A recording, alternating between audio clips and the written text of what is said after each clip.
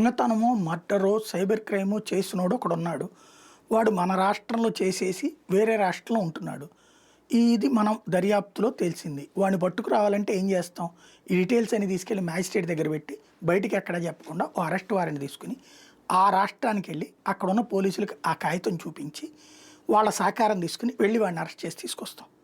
ఒకవేళ అక్కడ పోలీసులు కూడా వాళ్ళకి సపోర్ట్గా ఉన్నారనుకుంటే పోలీస్ స్టేషన్ దగ్గర ఒక కానిస్టేబుల్ పెట్టేసి వీళ్ళు వెళ్ళిపోయి స్పాట్లో రైడ్ చేసి వాళ్ళని పట్టుకున్నాక అడిగినప్పుడు ఇదిగోండి మా డాక్యుమెంట్ అరెస్ట్ వారెంట్తో వచ్చాం, మీకు వాళ్ళని పట్టుకున్నాక చెప్దాం అనుకున్నాం అని చెప్తారు. దాన్ని కొంత నిరాకరించిన చేతిలో కాగితం ఉంది కాబట్టి వదిలిపెట్టేస్తారు, వాళ్ళు కూడా పట్టించుకోరు. లేకపోతే వీళ్ళ మీద కూడా కేసులు పెడతారు. గతంలో జరిగినట్లే మన పోలీసుల మీద కేసులు పెట్టినటువంటి సందర్భాలు ఇతర రాష్ట్రాల్లో.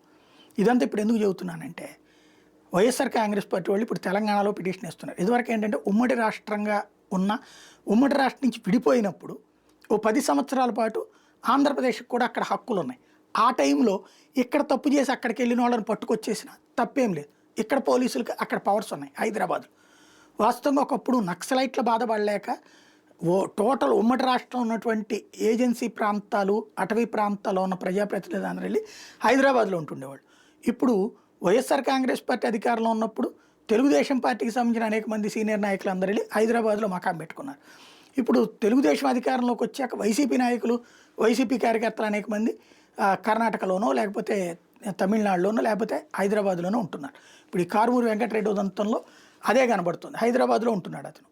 అప్పుడప్పుడు ఇటు వస్తుంటాడు తన సొంత ఊరికి. ఇది అతన్ని అక్కడ అరెస్ట్ చేశారు. ఇప్పుడు అతను, అతని టీం, అలాగే వైసీపీ కూడా తెలంగాణ హైకోర్టులో పిటిషన్ వేయడానికి సిద్ధమవుతుంది అన్నది కీలకమైన అంశం. ఏంటంటే అక్కడ అరెస్ట్ వారెంట్లు ఏం లేకుండా అరెస్ట్ చేసేస్తున్నారు.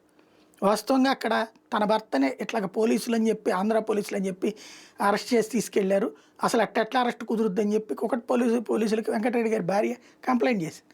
భవిష్యత్తులో వీళ్ళు ఏమన్నా వెళ్ళబోతున్నారంటే అరెస్ట్ వారెంట్ లేకుండా పక్క రాష్ట్రానికి వచ్చి అరెస్ట్ చేయడానికి వీల్లేదు, అలా చేస్తే కఠినంగా వ్యవహరిస్తామని చెప్పేసి మీరు పోలీసులకు, ఆంధ్ర పోలీసులకు వార్నింగ్ ఇవ్వండి అని, అట్లాగే తెలంగాణ పోలీసులు దాని మీద కేసు కట్టమని చెప్పి ఆదేశాలు ఇవ్వమని చెప్పి అడుగుతా కోర్టుకు వెళ్ళడానికి ప్రయత్నిస్తున్నారు. అట్లాగే ఇది చట్ట వ్యతిరేకమైనటువంటి వ్యవహారం అని పరిగణించండి. ఎందుకంటే ప్రశ్నించడానికని వచ్చేసి పట్టుకెళ్ళారు, ఎలాంటి వారెంట్ లేకుండా అరెస్ట్ చేసి తీసుకెళ్లారు కాబట్టి దాని మీద ఆ పోలీసులను పిలిపించండి అన్నటువంటి దాంట్లో కోర్టుకు వెళ్ళడానికి సిద్ధపడుతున్నారు.